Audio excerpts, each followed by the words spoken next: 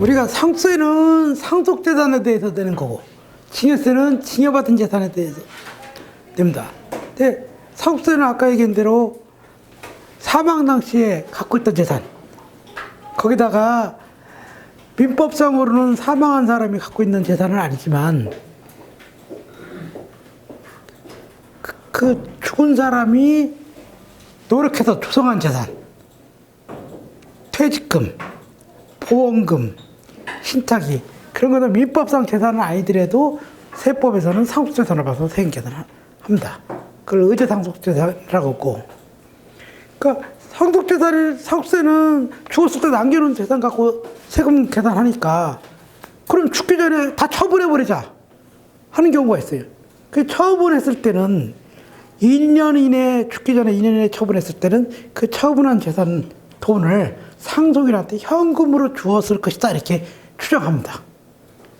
그럼 상속인한테 현금을 안 줬으면 어떻게 해요? 안 줬다는 걸 소명을 해야 되겠죠. 딴 데 썼다. 그래서 그 소명을 하면은 그 금액은 빠지는데, 소명을 못한 금액은 상속재산에 포함해서 세금계산을 합니다. 증여재산은 간단하죠. 뭐 부동산을 증여받는다든지 현금을 증여받는, 간단하니까 그건 별도로 큰 증여재산이 어떤 거냐 별도로 얘기할 필요는 없죠. 증여재산은. 상속재산은 이제 좀 세 가지 경우를 이렇게 법에서 규정하고 있다. 여러분들이 궁금해하는 사전증여?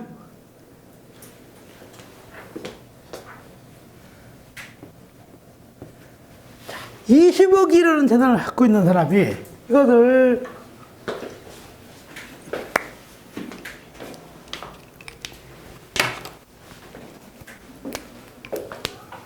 그 세무서에서는, 청에서는 그 사람이 부동산 갖고 매매했었고 했던 이력들을 다 조회가 가능해요? 예, 몇 년치일까요?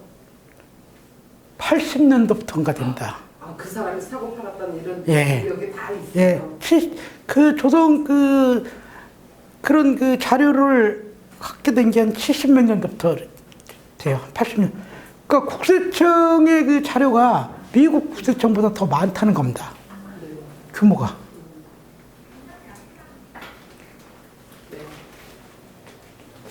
네. 20억이라는 재산을 일시에 증여하거나 상속을 했더라. 그러면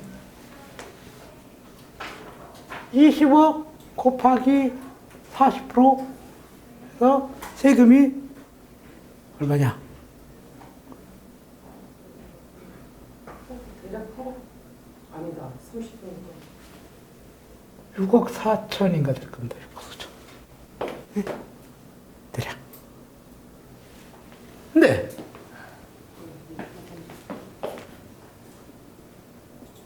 10억을 증여하고 10억을 상속했다. 20억 갖고 있는 사람이. 그랬을 때, 그 10억에 대해서 세금 계산하면은 30% 하면 2억 4천. 이렇게 됩니다. 또 10억을 증여받거나 상속받아서 세금 계산하면은 30% 하면 2억 4천. 이렇게 되죠. 두개 더하면 4억 8천이죠. 근데 한꺼번에 세금 계산하면 6억 4천. 그러면 어떤 방법을 택하시겠어요? 밑에. 전체에 바치지 않는 이상 밑에 방법을 하겠죠.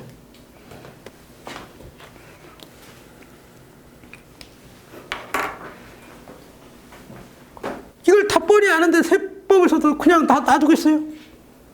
그냥 안 놔둔다 이거죠. 어떤 거냐?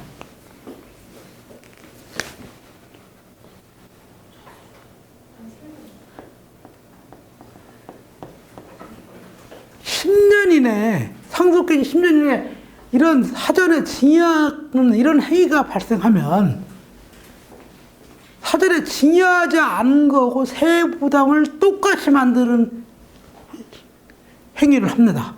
규정 그런 게 있어요. 그럼 똑같은 걸 어떻게 하면 어떻게도 똑같이 했느냐?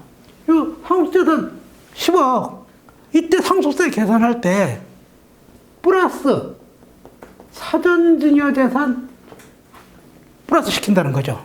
그럼 10억을 플러스하면 20억에 대해서 세금 계산을 하게 됐죠. 20억에 대해서 세금 계산하면 6억 4천이잖아요. 6억 4천인데 이 사람은 10억 증여받았을 때 세금을 2억 4천 냈잖아요. 그럼 2억 4천을 빼주면은 4억 원. 이때는 2억 4천 내고 이때는 4억 원을 내서 한꺼번에 하면 얼마예요? 똑같은 세액 부담이 된다는 겁니다. 이렇게 만드는 겁니다, 이게.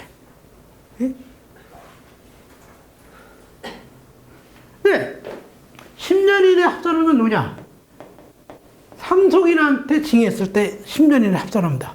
상속인 누구예요? 자식, 배우자. 네. 징여는 똑같습니다. 징여는 10년이에요. 별게 없는데 상속은 하나가 다른 게 뭐냐면 이게 5년짜리가 있습니다. 5년. 응? 죽기 전에 5년 이내에 징여한 것만 합산하는 게 있습니다. 누구? 며느리, 사위. 이 사람들이 누구예요?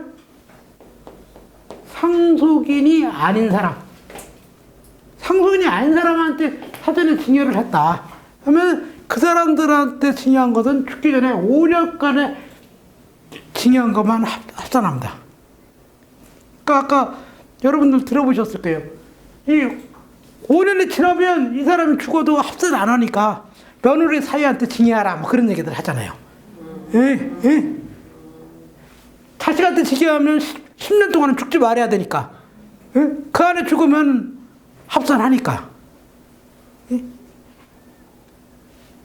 근데 저희들 며느리한테 줘갖고 이 며느리나 사위한테 주는 이유가 뭐니까 이 돈이 자식한테 갈 걸로 생각하고 주는 거 아니겠어요? 근데 바꿔서 나중에 이혼해버리면 뭐 어떻게 돼요? 그냥 날아가는 거예요. 세금 아끼려다가 괜히 뭐 세금 이거 갖고 장난하려다가 재산 징여해갖고 사위만 나빠지고 더 안 좋은 문제가 있습니다. 괜히 어설프게 뭐 5년 지나면 이 징여한 것은 합산하지 않았다. 예? 근데 그렇지 않거든요. 예? 자, 여기서 한 가지 더 이제 뭐가 있냐면 지금 이렇게 맞바로 이렇게 그 공제를 했잖아요. 아니 생계는 했잖아요. 근데 상속이 되면 상속 공제라는 게 있습니다. 상속 공제. 상속 공제는 다 해주는 게 아니라 죽은 사람이 거주자인 경우만 해줍니다. 죽은 사람이 비거주자다. 그러면 상속 공제 안 해줘요. 그런데 이게 대표적인 게 일괄 공제를 해서 죽으면 무조건 5억을 해줍니다. 예? 그리고 여기 뭐 자식 공제하는 방법이 있는데 그 자식 공제하고 해서 큰 금액을 하도록 돼 있기 때문에 지금 자식들이 얼마 없어갖고 5억 원이 안 나와요. 예? 그래서 그냥 요렇게만 생각하시면 됩니다. 그러니까 자식이 몇 명이든 5억 원 공제. 그러니까 누가 사망했다. 그러면 그 사람이 재산이 5억 원이 안 되면 세금을 안 내는 그런 거죠. 예. 배우자가 있더라. 그럼 배우자 공제가 5억부터 30억까지 해준다. 응? 배우자는. 근데 배우자가 재산을 하나도 안 가져가든 상관없이 배우자가 있다는 사실, 죽었을 때 배우자가 존재한다는 사실 자체로 5억 원 해준다. 무조건. 최소가. 그러면 어떤 사람이 죽었을 때 자식하고 배우자가 있더라. 그러면은 최소한 10억은 공제를 받으니까 10억까지 세금을 안 냅니다. 응?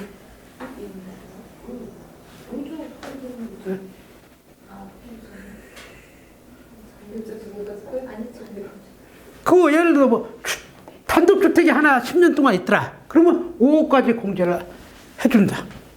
그동안 10년 동안 집이 하나만 있다가 죽었다. 그러면 그거에 대해서 5억을 공제를 해줘요. 단독주택요? 예, 아, 주택, 1주택. 1주택. 주택 하나가 10년 동안 주택 하나 갖고 있다가 죽었다. 하면 5억까지 해줍니다.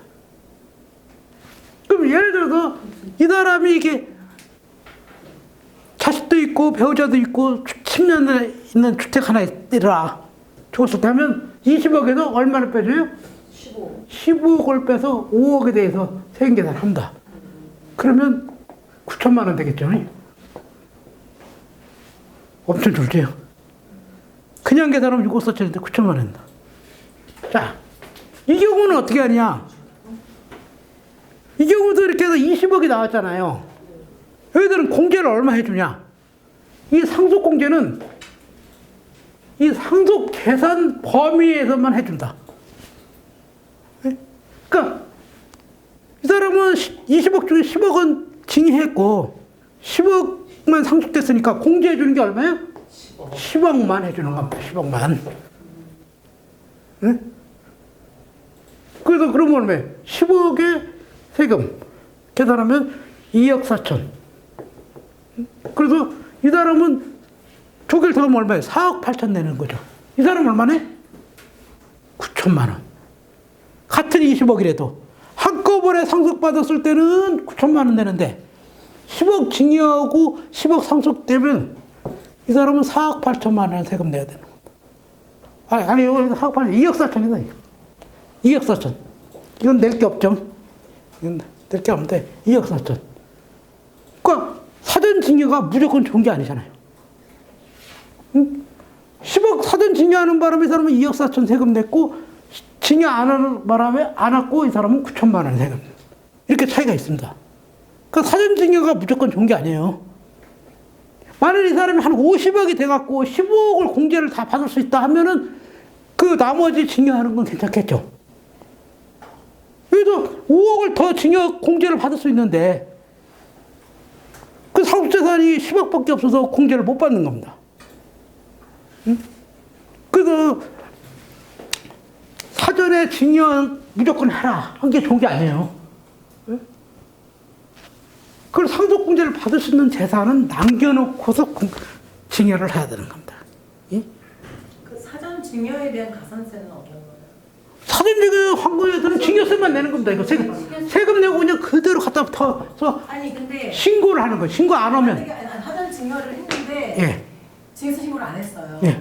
네. 그리고 이거하고 별개로 그냥 징여세 안 했으면 징여세 가산세 내고. 가산세 내고 하는 그렇죠. 예, 그렇죠. 그거는 별개죠. 네. 이거 세금은 별개고 갖다 더 붙인다는 거죠. 네네. 왜? 그냥 이렇게 분산했을 때는 30% 세율을 받는데 한꺼번에 주면 40% 세율이 됐잖아요. 증세율. 근데 분산하니까 세율 부담을 같이 하려고 갖다가 합산하는 겁니다. 증여세는 증여세대로 내고 예. 그다음에 상속세는 상속재산 가액으로 합산이 되는 거고 예. 두 가지. 예. 그 대신에 우선 증여세를 냈든 안 냈든 이거 빼줘야 되겠죠. 네네.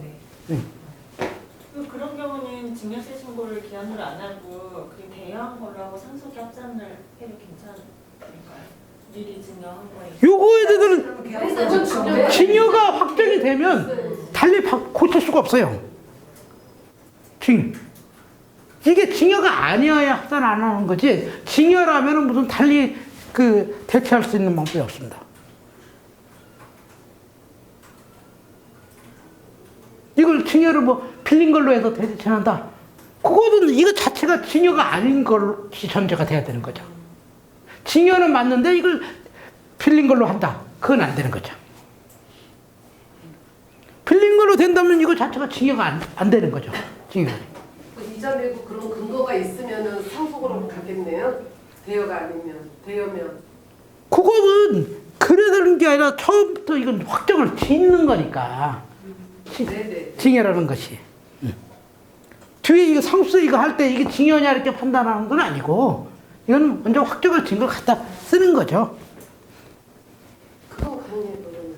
그러니까 예를 들어서 사전 증여 신고를 안 했는데 나중에 상속할 때 증여를 기한으로 하고 상속을 하느냐면 유리한 쪽으로 봐가지고. 그러니까 그것은 이렇게 재산이 없어졌어요. 재산이 줄었어. 10억이라는 재산이 줄었는데 이 주산 것을 징여로 볼 거냐 안 볼 거냐 할 그런 다툼이 있을 때 얘기고, 징여가 명백하다. 왜 부동산 같은 거 징여 등기를 했더라. 그럼 명백한 것은 문제고, 이게 등기 같은 게 됐다면 더 이상 얘기할 게 없잖아요. 근데 여기서 아까 얘기한 대로 우리 추전상속죄처럼 한 예금이 한 10억이 빠져서 없어요. 중간에. 그럼 이게 어디로 갔느냐 할 때 그때는 우리가 밝히지 않는 이상은 그냥 상속재산에 플러스 하는 겁니다. 그러니까 납세자 입장은 굳이 그 징여다에다 얘기할 필요는 없죠. 징여라고 명백히 이제 과다한 재산 밝히면 문제가 되는 거지만 우리 2년 내에 또 재산이 없어졌는데 그걸 징여냐 아니냐. 그 추정상속재산 그거 할 때는 없어진 것은 징여를 시비에 걸지 않습니다. 전체를 그 상속인한테 줬을 것이다. 상속재산에 포함할 거냐 말 거냐 판단한 것이지. 그 재산도 징여했고 다시 그게 상속재산. 그 징여 사실이 명백한 경우에만 그렇게 합니다. 그러면 상속 재산에 네. 그 사전증여 어쨌든 10년 동안의 그 거래액을 보잖아요. 네. 근데 아까 여기 지금 며느리와 사위는 5년 이내라고 하셨는데 그럼 그 이전에 준 거에 대해서는 포함이 안 돼요? 그것은 그때 세금 낸 걸로 끝나는 겁니다. 아니 세금도 안 내고 그거 그때 세금만 추징하고 안 냈으면 추징하고 냈으면 낸 대로 하고 끝이고 그렇죠. 여기에는 포함이 안 된다는 거죠. 예를 들어 징여세만 포함. 이 시점에 줬다 이 시점에. 네네. 이 시점에 징여를 했더라 며느리한테 했을 때는 그냥 며느리 징여세 내면 내고 끝나고. 네, 상속재산까지 포함이 안 된다는 예. 거죠. 그러니까 빨리 며느리한테 뭐 5년 지나면은 합산 안 하니까 며느리한테 줘라 뭐 그런 얘기 하는 거죠. 응? 근데 며느리한테 줘갖고 난리 나면 어떡해?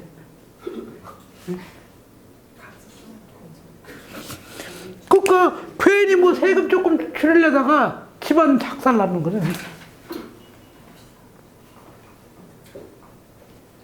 근데 한 가지 이게 더 얘기해야 되더라. 이게 상속인이냐 상속인이 아니냐 이렇게 구분하는데 상속인이냐 아니냐 판단은 상속 개시를 기준으로 합니다. 막말로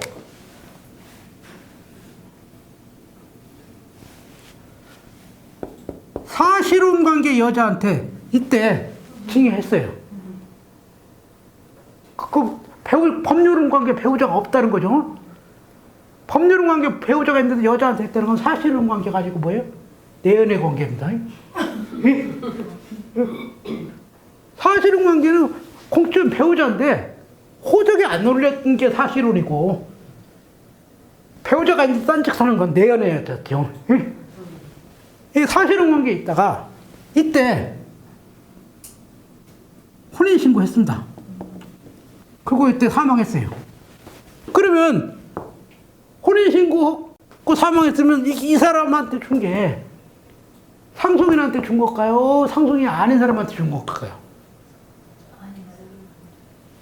상속인이 아니냐는 이때를 갖고 판단한다고 그랬어요. 이때. 상속인. 그렇죠. 상속인. 그러면 이걸 상속재산에 포함해서 계산해요, 안 해요?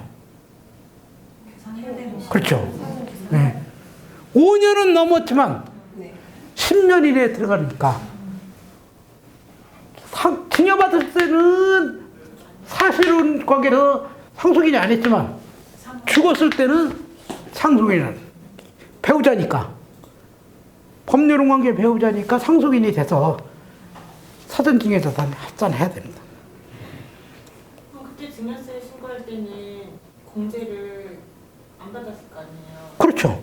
그때 다시 공제해서 나중에 뿌렸을 때는 공제해주는 그런 게 있습니다.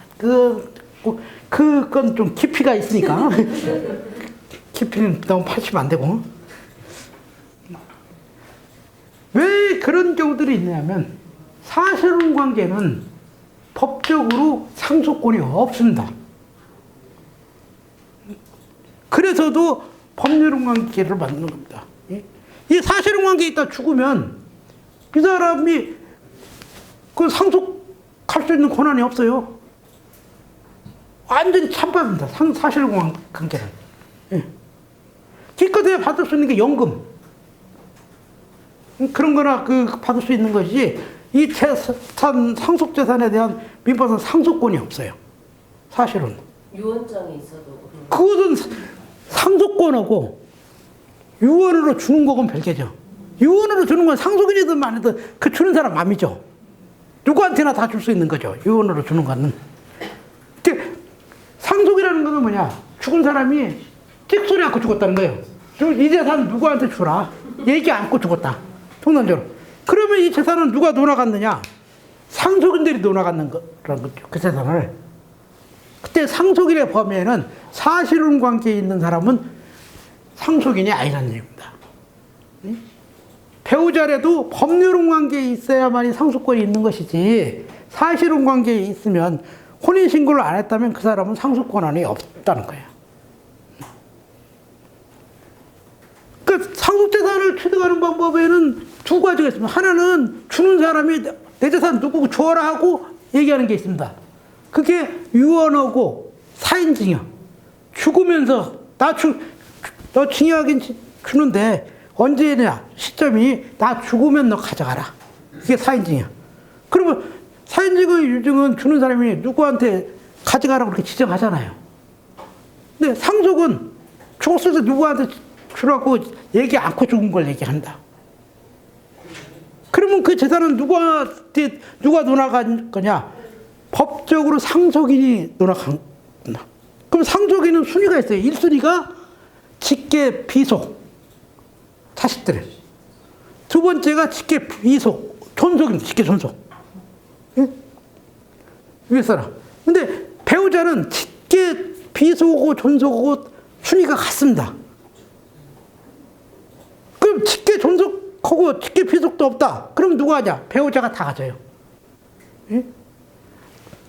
자식이 있더라. 그러면 자식하고 배우자하고 같이 가져가고, 자식은 없고 위에 부모가 계시더라. 그럼 부모하고 배우자하고 같이 가져가고, 자식도 없고 배우자도 없더라. 부모도 없더라. 그럼 배우자가 다 가져갑니다. 혼자. 그 다음에가 형제자매. 이렇게 순서가 이렇게 돼 있어요. 순서. 예. 부모 아무도 없습니다. 예. 그렇죠. 배우자가 있으면 이제 배우자가 다 받고 끝이죠. 자식도 없고 부모도 없고 배우자도 없을 때 형제자매한테 가는 겁니다. 순서가. 그 배우자의 범위에는 배우자는 법률혼 관계 배우자만 해당이 되는 거지 사실혼 관계 배우자는 권한이 없다. 권한이 있는 당국에 해당이 안 된다는 거죠. 응? 여러분이 졸리실 것 같으니까 한번 하나 재밌는 사건을 얘기해 줄까? 이건 여러분들도 웬만한 분들은 아실 거예요. 뭐가 있냐면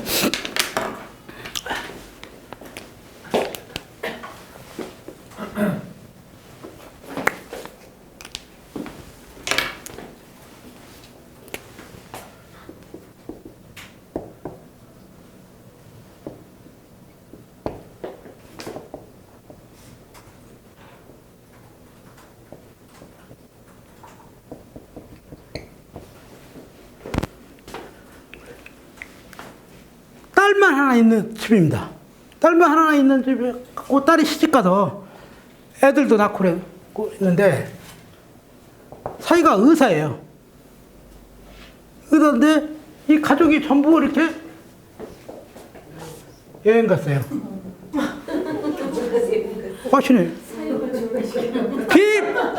비행기 사고 나서 전부 다 사망했습니다. 실제 사건인데? 실제 사건이에요. 그래서 이제 뭐가 무슨 문제가 벌어졌냐?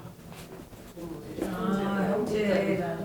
아버지 형제하고 사위하고 누가 상속권이 있느냐? 갖고 싸움이 벌어진 겁니다. 예? 근데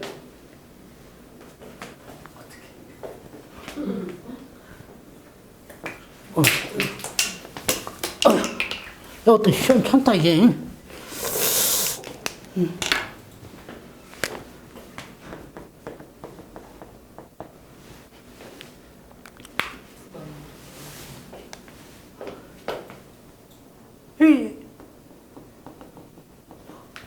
아버지가 사망하지 딸내미가 사망하면 사위는 어떻게 돼요? 없어요. 없는데 옛날에는 없었는데 90년대 전에는 후에는 뭐냐면 대습상속이라는 게 있습니다. 응? 죽은 사람의 딸이 죽으면 정상적으로 보면 사유는 뭐예요? 배우자니까 배우자가 상속받을 권리를 가져가는 겁니다. 근데 옛날 법에 대상속권은 이 사람 사망 당시에 생기는 거지 딸이 먼저 죽었을 때는 생기는 게 아니다. 그러니까 이건 상속권이 없으니까 아버지 형제들이 우리가 상속권이 있다 이렇게 주장하는 거예요. 이게 맞아요? 네? 자, 근데 아버지가 죽은 다음에 딸이 사망하면 사유는 어떻게 됩니까? 사유는 그냥 상속인이죠. 응, 배우자니까. 그래서 대법원에서는 어떻게 판결했느냐? 아버지보다 딸이 먼저 죽어도 사유가 가져가고, 아버지가 죽은 다음에 딸이 사망해도 사유가 가져가는데, 이렇게 동시에 사망했으면 어떡할 거냐? 이때도 사이가 가져가, 이때도 사이가 가져가니까, 이 가운데 거, 이때도 사이가 상속권이 있다. 이렇게 판결.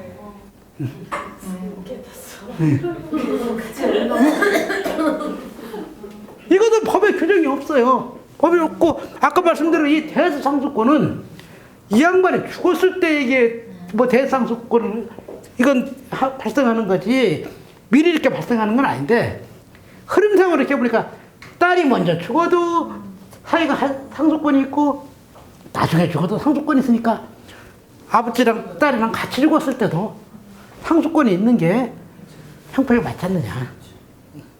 그래서 다 사이가. 그렇죠. 이거 한 1,000억 될 거예요. 무슨, 이 사람이 무슨 근거 이사장이에요. 시험, 장인이. 응. 전생에 나라는 몇 1,000억 대인가 뭐 얼마, 그럼 한참 될 거예요, 이게 재산이. 상당히 많아갖고, 그러니까 달려들었죠. 그렇지. 딸이 외동딸이에요? 그렇죠. 네, 외동딸. 응. 몸뚱이 다 어떻게 해.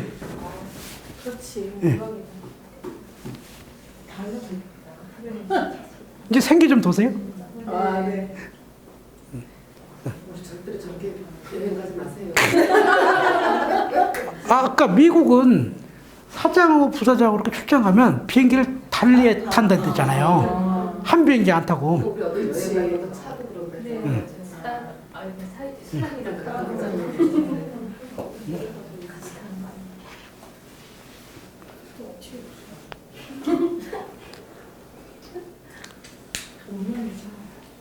이게 그 형제들이 어거지로 되는 건 아니고 여지는 있었어요. 그런데 이게 흐름상으로 이렇게 이게 동시 사망했을 때는 별도 규정이 없거든요. 어떻게 할 거냐. 근데 흐름상으로 이렇게 보니까 뭐 이래도 딸이 가져가, 사위가 가져가고 저래도 가져가는데 가운데 거면 딸랑 빼서 이건 아니다. 이건 그렇잖아요.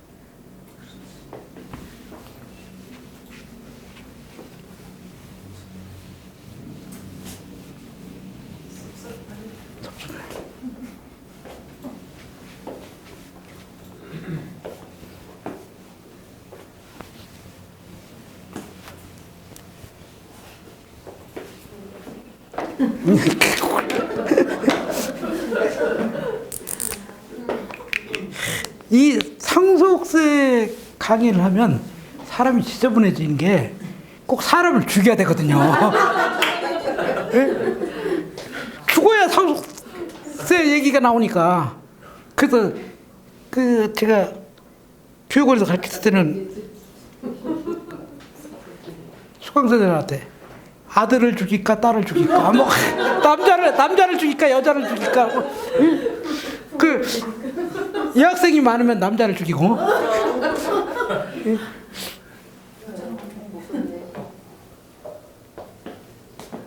상속 개시로부터 10년 이내에 증여가 있으면 누구한테? 상속인이 누구예요? 자식, 배우자. 이런 사람한테 징여한 게 있으면 10년 이내 이것을 상속재산에 플러스해서 계산한다. 왜? 누진세율을 회피하니까 분산. 세부담을 같이 만들려고 이렇게 합하는 겁니다. 근데 상속인이 아닌 사람, 상속인 왜? 누가 있어요? 며느리, 사위. 그죠? 이런 사람한테 징여한 것은 5년 기간 내 징여한 거, 5년 내 징여만 합산한다는 겁니다. 아까도 얘기했지만, 그래서 징여고 빨리 이 시효가 끝나라고 며느리 사위한테 주는 게 좋다. 근데 나는 절대 반대입니다. 그런 얘기 하는 건. 근데 징여는 10년 있는데, 10년 기간 합산. 근데 여기는 상속은 누구한테 징여했든지 다 합산하는데, 이건 좀 틀립니다. 징여는 뒤에 다시 얘기를 할게요. 징여는 예를 들어 아버지가 자식한테 징여했다.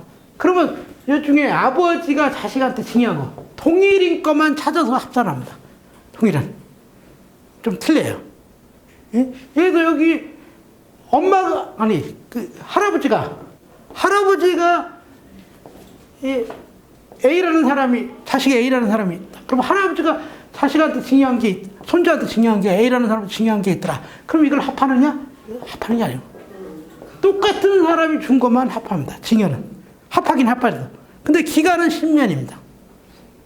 이건 뒤에 징여 때 한번 다시 말씀을 드리도록 하고요. 상속은, 그래서 상속은 이렇게 대전제가 사전에 징여재산을 합산다. 왜 합하는지는 설명을 드렸죠. 예를 들어 20억 중에 10억을 분산했을 때고, 예? 분산하지 않고 일치했을 때하고 세부담이 달라지잖아요. 그 세부담을 같이 갖게 하려고 만드는 게 이제 사전징여재산을 합산하는 겁니다. 이렇게. 이게 세율이 그냥 상세가 20%다, 30%다. 딱 그렇게 정해져 있다면 합산할 필요가 없습니다. 이 소득세처럼 누진세율이 되기 때문에 분산하면 세금을 덜 내잖아요. 우리 소득세, 소득이 작으면 세금이 더 덜 내잖아요. 많으면 많을수록 누진세율이 더 컸듯이. 그러면 이 사람들은 좀 작게 분산해서 하면 세금이 적게 계산되니까 분산에 그런 문제가 있어서 그걸 막기 위해서 분산하지 않고 한꺼번에 준 것처럼 계산하기 위해서 세부담을 똑같이 만들어 주려고 이렇게 하는데, 우리는 이제 옛날에는 3년, 5년, 10년 이게 점점 늘어났습니다. 기간이. 미국은 얼마나 할까요? 미국은 평생 겁니다. 평생. 우리나라도 지금 국세청의 관리 능력이 있다고 해서 10년으로 늘렸어요. 이거 20년, 30년 이제 앞으로 점점 더 늘어날 겁니다. 응? 그것도 괜찮은 것 같아요. 세금 내는 사람만 이제 골치 아프지만. 그렇죠. 그래서 현재는 이제 10년으로 굳어졌죠. 맨 처음에 할 때는 1년이었어요. 52년도는 1년에서 1년. 그래도 그때는 나타나지도 않겠네요.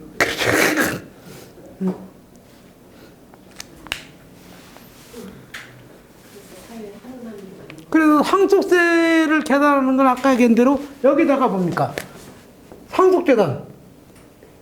죽었을 때 재산, 의제상속재산, 추정상속재산.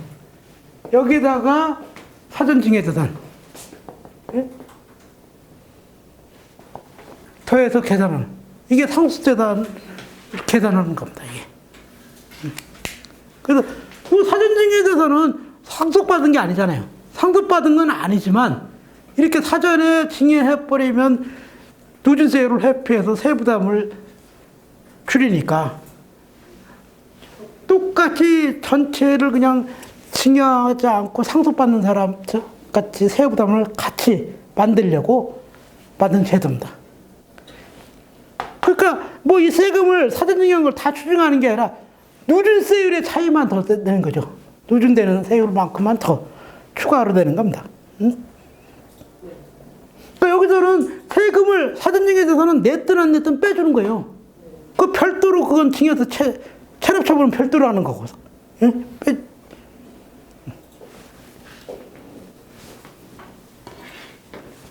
자, 아까 시간에는 보니까 질문을 많이 하셨는데, 자, 요거 관련해서 질문. 사전증여에 대해서는 합산하는 거. 우리는 이제 사전 증여인 걸 알았는데 사전 증여 신고를 안 해서 예. 지금 이제 상속세 합산이 됐잖아요. 예. 그럼 그 세금 이제 그 사전 증여분에 대한 세금은 예. 별도로 그냥 그 우리 상속세는 생각하지 마시고 증여세 내야 될 거 안 냈으니까 어떻게 해요? 그냥 추징하는 거죠. 그 세금 내야 되는 거죠. 기한 신고가 되는 거예요? 그렇죠. 우리 신고를 하게 되면 기한을 신고할 수 하는 거고. 응? 그건 뭐 상관은.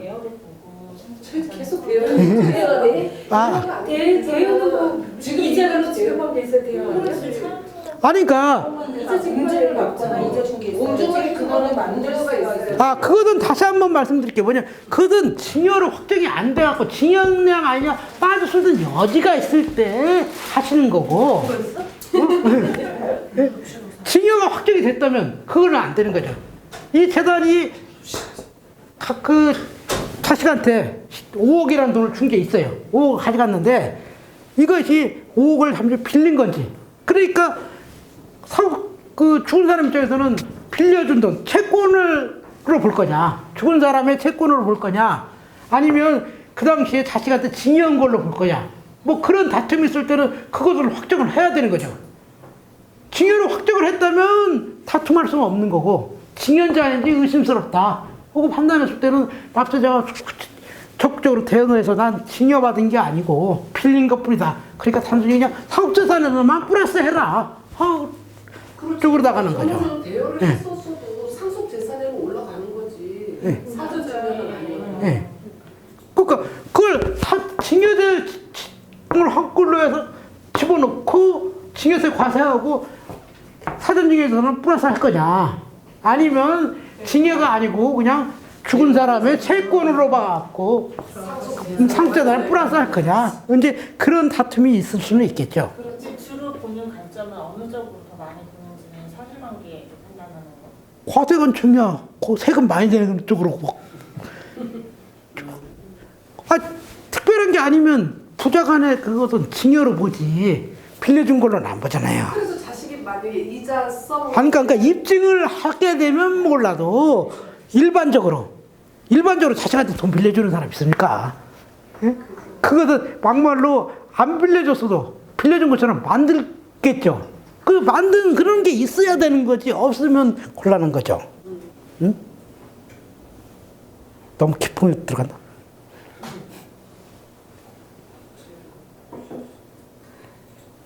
또요.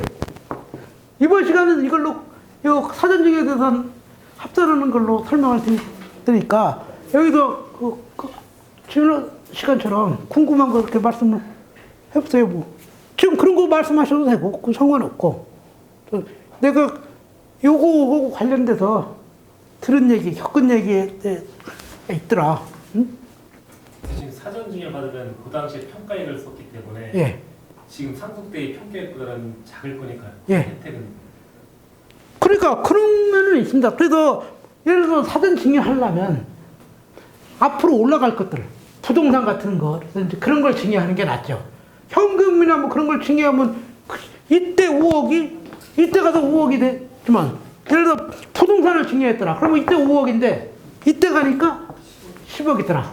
근데 무조건 또 이게 증여했을 때 싼 게 좋은 게 아닙니다. 팔아먹게 되면 양도세 문제가 또 있어요. 그걸 복합적으로 해서 어떻게 보면 증여가액을 올려갖고서 신고하는 것이 전체적인 증여세, 양도세, 세부 부담을 비교하다 보면 올려서 신고하는 게 부담이 적은 경우가 많습니다. 쉽지는 않죠. 그러니까 상속 개시 때 그러면은 5억을 가지고 사전 증여 금액을 5억으로 보고 관청에서는 계산하는 그대로 갑니다. 사전 사전증여 받았을 때 금액이 증여재산가액이 5억이더라. 그럼 플러스할 때도 5억을 플러스합니다. 예. 옛날에는 사전증여가 5억인데 이게 지금 상속세는 부동산이 10억이 됐더라. 그럼 10억을 플러스했거든요. 그랬다가 위헌 판결 났습니다.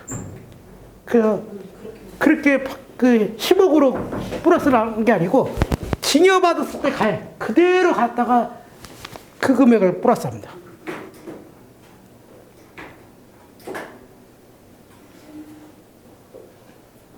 또요, 사전증여.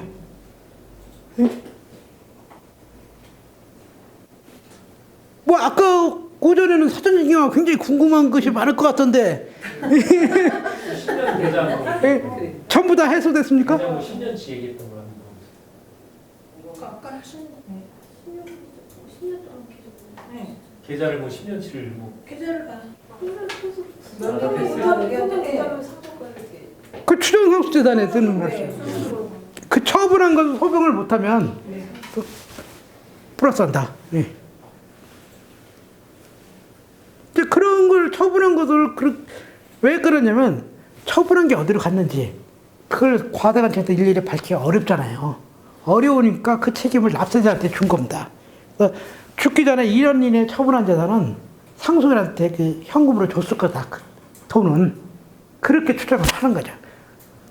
그 상속인한테 안 줬으면 어디다 썼는지 밝히라는 얘기죠. 무조건 플러스 하겠다는 건 아니고 병원비를 썼다든지 누구 빚을 갚았다든지 그런 걸 그 사용처를 밝히면 그 금액은 이제 빼고서 상속재산가액을 계산하겠다.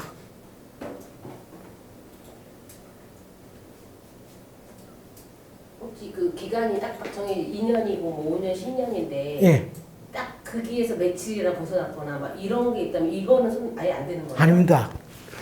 그것은 아니 그러니까 2년은 과세 그 납세자가 입증을 해야 되고 2년이 넘는 건 세무서에서 추적갖고 찾아갖고 그 사람들이 너 이거 보니까 이 돈 3년 전에 1억이 빠져나갔는데 그 돈 그 자식 네 앞으로 갔잖아. 그 너 증여받은 거 아니야? 그래서 할 수도 있죠.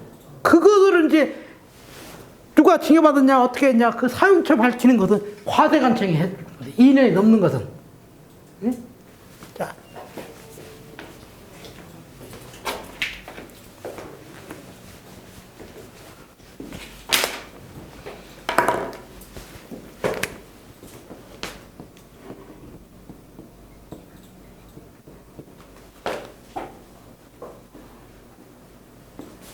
상속기실 2년 내에 처분한 것은 납세자가 밝혀야 되고 이때는 나머지 지난 것은 과대관청에서 밝히는 겁니다. 근데 통상적으로 납세자가 약자니까 이거 신고할 때 2년 것만 딱 신고하는 게 아니라 또 대비를 해야 되니까 한 5년치 10년치 분석을 해갖고 하는 것 같더라고요. 예?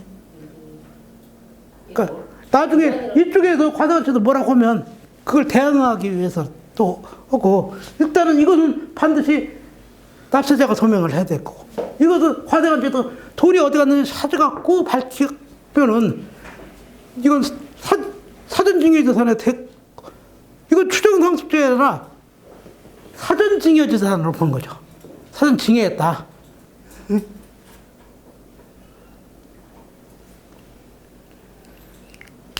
보니까 자식 뭐 자동차 사는데 돈 들어갔더라. 응? 전세 왔는데 들어갔더라. 그런 거 이제 밝혀내가면 너 증여로 해도 증여해서 과세하겠다. 그리고 여기 상속재산에 합산하겠다. 이제 과세관청에는 그러겠죠. 그럴 거는 이제 과세관청에서 요거에 대해서는 납세자가 안 밝히면 그냥 자동 플러스 시켜버립니다. 그 납세자가 적극적으로 밝혀야 되겠죠. 어디 갔는지. 그러면 세무서에서 네. 그 단위가 있어요? 만약에 그 2년 전에 거를 찾아냈다. 네. 그러면 뭐 금액 단위가 있어요? 없죠. 그러니까 이제 하도 많으면 제가 알기로도 조사할 때 100만 원 단위라든지 입출금이 100만 원 단위로 끊어갖고 100만 원이 들어오고 나가고 하고 했을 때 이게 흐름을 이렇게 조사하고 뭐 그런 것 같더라고요. 하나하나 건건이 어려우니까 사람들이 이제 그 조사하는 사람의 규모를 봐서 뭐 100만 원 단위로 나간 것만 이렇게 자료로 만들어갖고 체크한다든지.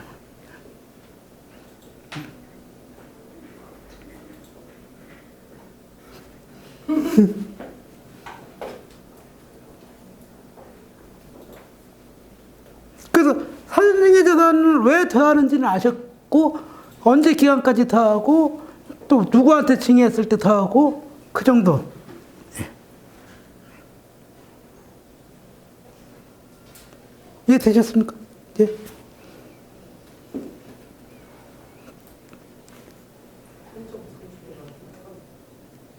그럼 과세관청이 저기 입증을 해야 될 부분에 있어서 예. 나오면은 다시 소급 10년 동안을 또 합산이 되는 거죠.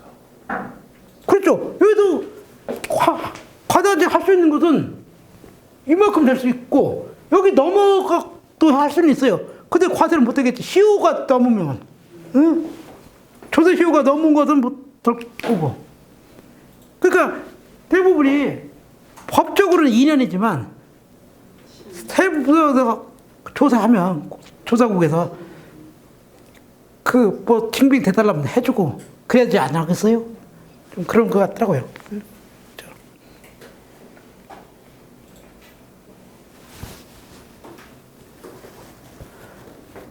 근데 장훈씨가 이거는 나 모르겠다고 네 맘대로 하라고 버틸 수는 있지. 말로는 버틸 수 있는데 이거는 버틸 수가 없단다. 그럼 그냥 여기서 5억이 있더라.